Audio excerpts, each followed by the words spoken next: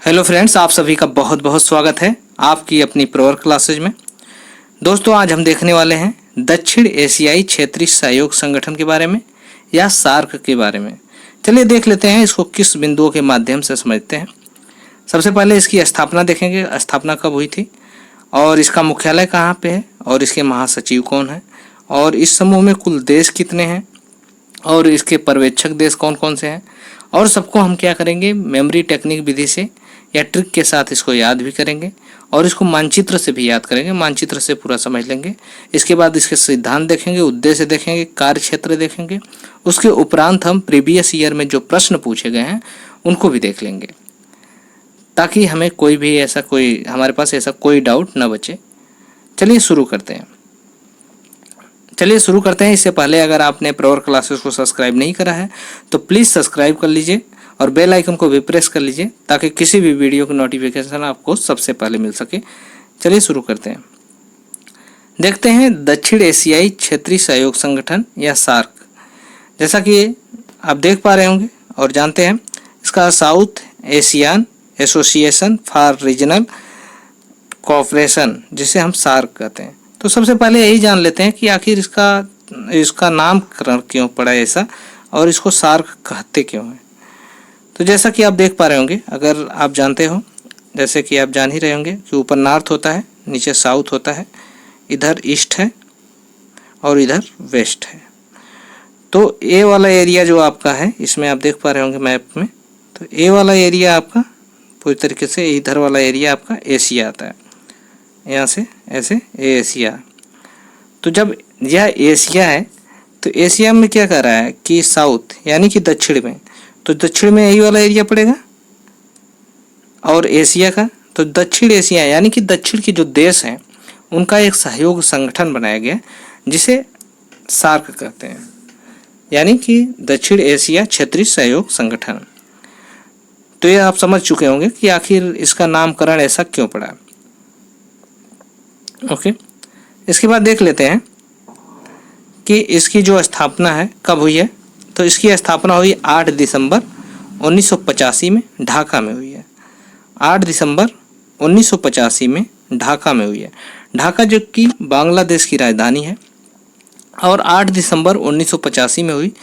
तो 1985 को हम कैसे याद रखेंगे। 1985, जैसा कि आप सभी लोग जान रहे होंगे, अगर आप सभी लोग प्रतियोगी परीक्षा की तैयारी करते हैं तो सभी लोग जान रहे होंगे कि कांग्रेस की जो स्थापना हुई थी वह हुई थी 1885 में, यानी इसे 100 साल बाद हुई थी। तो इससे रिलेट करके हम दोनों को याद रख पाएंगे। अगर ये याद हो जाएगा तो हम कांग्रेस की स्थापना याद कर पाएंगे। कांग्रेस की स्थापना याद है तो हम क्या करेंगे, इसको याद रखेंगे 100 साल बाद यानी 1985 में। इस तरह से इसको याद रख पाएंगे। और इसकी जो स्थापना हुई थी वो ढाका में हुई थी। इसके बाद देख लेते हैं कि जो दक्षिण एशिया क्षेत्रीय सहयोग संगठन सहयोग पर विचार को सर्वप्रथम 1980 में इसका विचार सामने आया था कि हमें कोई ऐसा संगठन बनाना चाहिए। इसके बाद यह संगठन बनाया गया।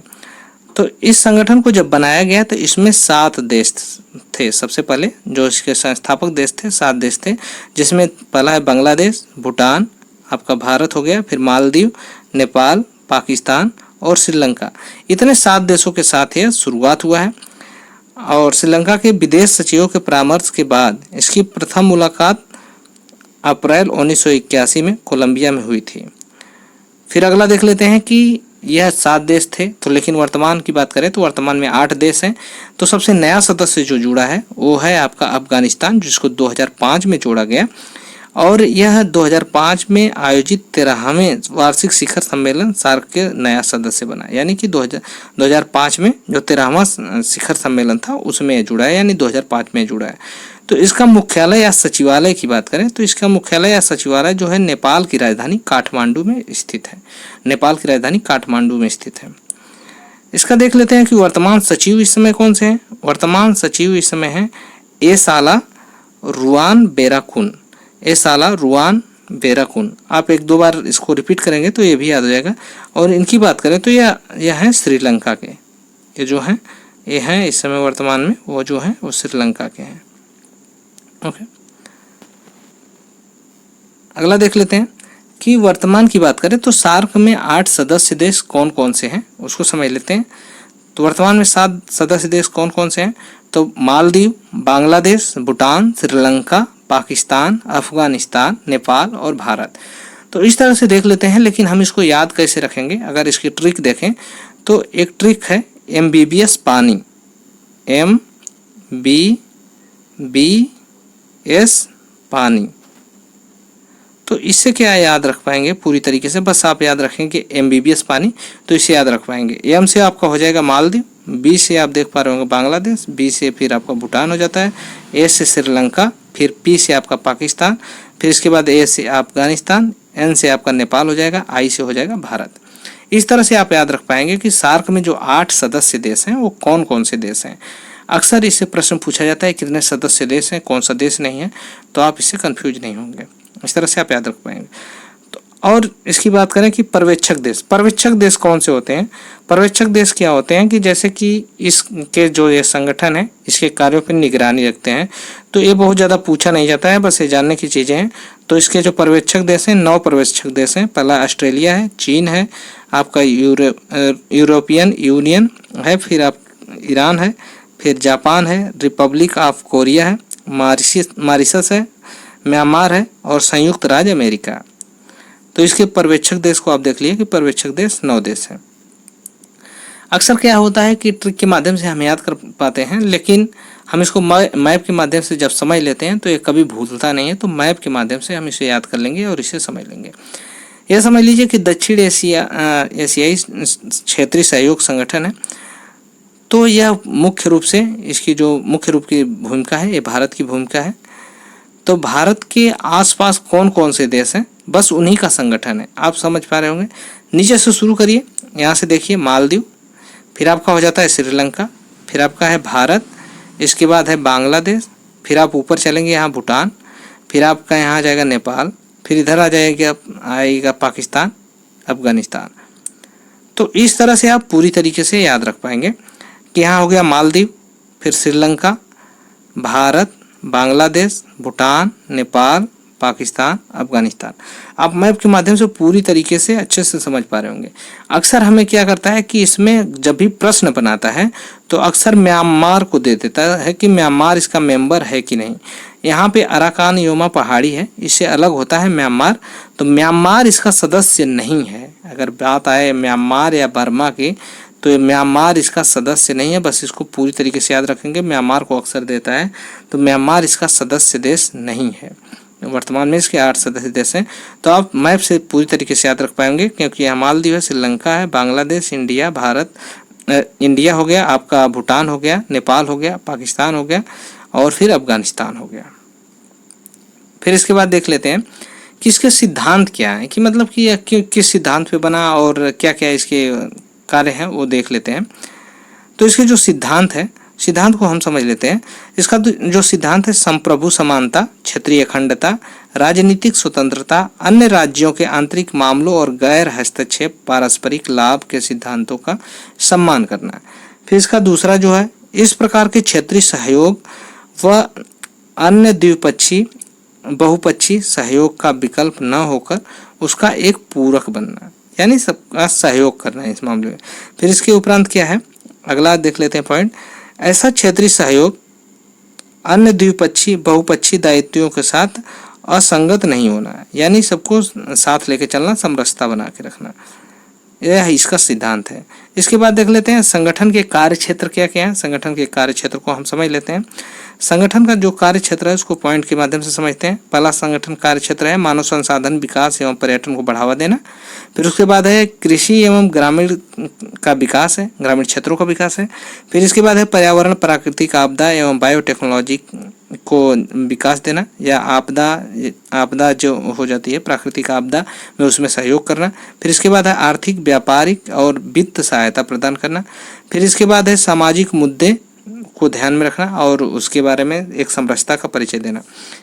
इसके उपरांत आपका हो जाता है सूचना एवं गरीबी उन्मूलन का कार्यक्रम चलाना या उसमें सहयोग करना। फिर इसके बाद है कि ऊर्जा, परिवहन, विज्ञान एवं प्रौद्योगिकी को बढ़ावा देना। फिर इसके बाद आपका हो जाता है शिक्षा, सुरक्षा, संस्कृति व अन्य प्रकार के जो भी सहयोग है उनको बढ़ावा देना। इस तरह से आप देख पा रहे होंगे कि संगठन की यह है कार्य क्षेत्र। उसके बाद आप देख पा रहे होंगे सार्क के उद्देश्य क्या है। सार्क के उद्देश्य को समझ लेते हैं बारीकी से कि सार्क के उद्देश्य क्या क्या है। तो पहला आप देख पा रहे होंगे, पहला बिंदु जो है आपका है दक्षिण एशिया के लोगों को कल्याण को बढ़ावा देना और उनके जीवन की गुणवत्ता में सुधार करना है। यह इस तरह से है। फिर इसके बाद हम अगला बिंदु देख लेते हैं। इस क्षेत्र में आर्थिक वृद्धि, सामाजिक प्रगति, सांस्कृतिक विकास में तेजी लाना व सभी व्यक्तियों को गरिमापूर्ण जीवन जीने का अवसर प्रदान करना और उनकी क्षमताओं का आकलन करना, यह है सार्क का उद्देश्य। फिर इसके बाद देख लेते हैं अगला उद्देश्य क्या है। यह है दक्षिण एशिया के देशों के मध्य सामूहिक आत्मनिर्भरता को बढ़ावा देना और उसे मजबूत करना। फिर अगला बिंदु देख लेते हैं, इसमें क्या है, एक दूसरे की समस्याओं का मूल्यांकन और आपसी विश्वास और समझ को बढ़ावा देना। फिर अगला बिंदु देखते हैं कि इसमें अगला बिंदु क्या है, आर्थिक, सामाजिक, सांस्कृतिक, तकनीकी एवं वैज्ञानिक क्षेत्रों में आपसी सहयोग एवं सक्रिय सहभागिता को प्रोत्साहित करना है। फिर इसके उपरांत आप देख पा रहे होंगे अगला बिंदु, अन्य विकासशील देशों के साथ सहयोग को मजबूत करना है।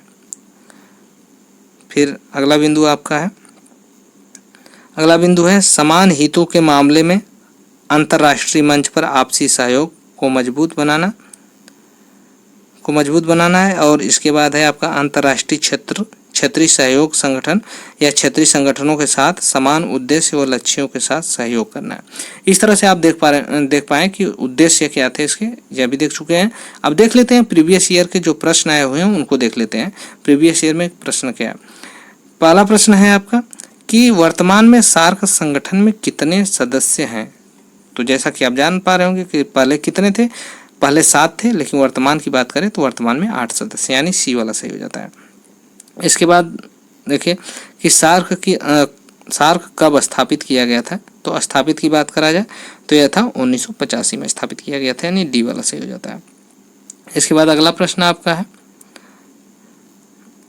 निम्नलिखित में से कौन सा देश सार्क का सदस्य नहीं है। म्यांमार, भूटान, नेपाल व मालदीव। तो जैसा कि हमने बताया पहले ही कि म्यांमार को देख के अक्सर कंफ्यूज किया करता है, लेकिन म्यांमार इसका सदस्य देश नहीं है, यानी कि ये वाला सही हो जाता है आपका।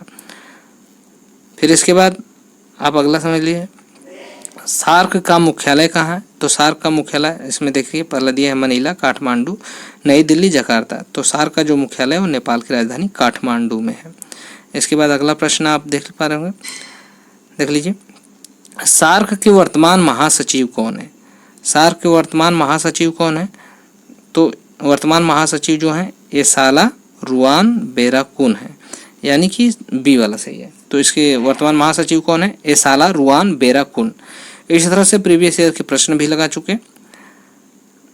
अब तक इसके सार के बारे में पूरी तरीके से बेहतर समझ हो चुकी होगी और आप इसे जब भी ऐसा प्रश्न आएगा आप उसे पूरी तरीके से लगा पाएंगे।